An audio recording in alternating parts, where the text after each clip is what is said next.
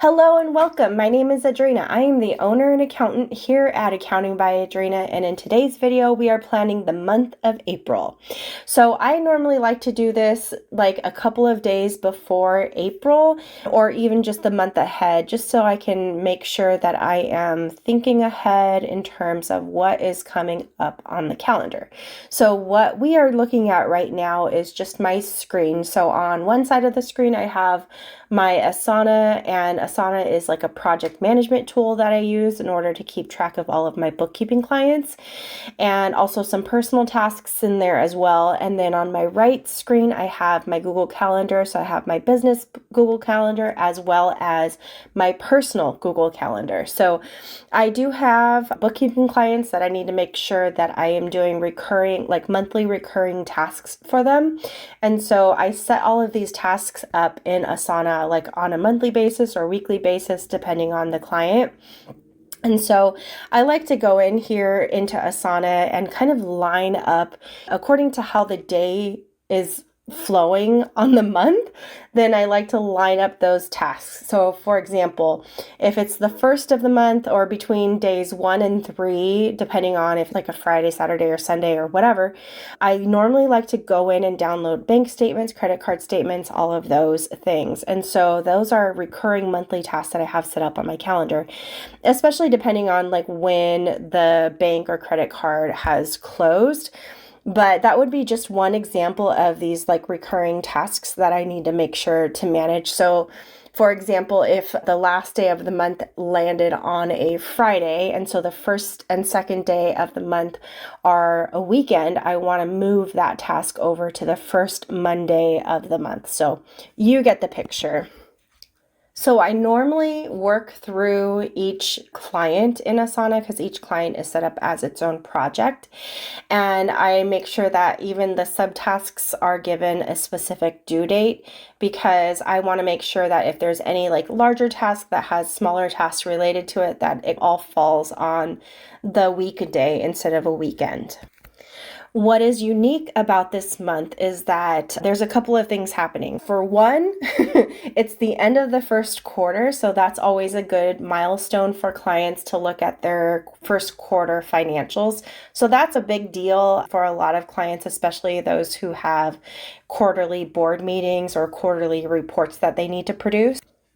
But even more specific to me personally, one of my clients is having their annual audit starting up this month. And so I need to make all kinds of plans around that, because that's going to take a good chunk of my time over the next month to make sure that I'm capturing not only just taking care of my bookkeeping clients, but also the additional tasks that an audit is going to bring about. So usually an audit can have anywhere from 30 to 50 to 100 different types of requests and reports needed. So it just depends on the scope of the audit and how long it's going to last.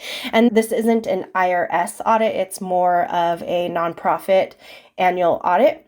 And these are auditors that I've worked with in the past, so I know how they work already, and I feel prepared to take on this audit with my client. So I have my paper calendar here now, and this is just to really help me get an idea of a at a glance moment to see what's coming down the pipeline for this day or this week or this month. And so it's really helpful to consolidate not just business, but also personal things that are coming down for that particular day, week, or month. So I do have my laptop here, and I'm looking at my Google Calendar and Asana as well, and just making sure that I'm capturing all the important moments that need to be captured. I wanted to share a message that I received from Facebook, and this person wrote, "Thank you so much for your YouTube video with the frustrations of QBO. We have been QuickBooks Desktop users for 35 years and switched to QBO and are regretting it.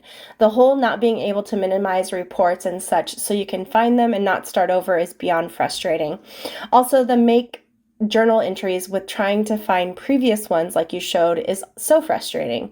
We are thinking of scrapping QB altogether and trying something new. We are in Canada and have a small ranch operation, and this is taking way too much of our time.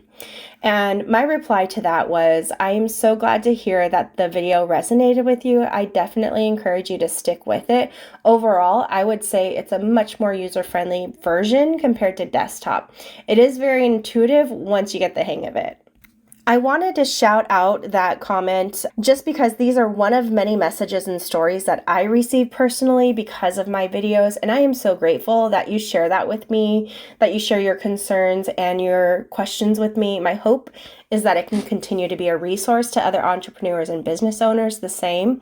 One small way that you can help me is by sharing my channel with those you know who are business owners and entrepreneurs. And in case you missed, I had a video that said things that just don't make sense in QuickBooks Online, and I'll go ahead and link that video below. I did a recent kind of like update video of things I do in QuickBooks that just make sense. And so I'll go ahead and link that video down in the description as well. But anyways, that is pretty much all I have for you guys today. Thank you so much for watching. Make sure you are subscribed to my channel and stay connected with me by signing up for my free email newsletter.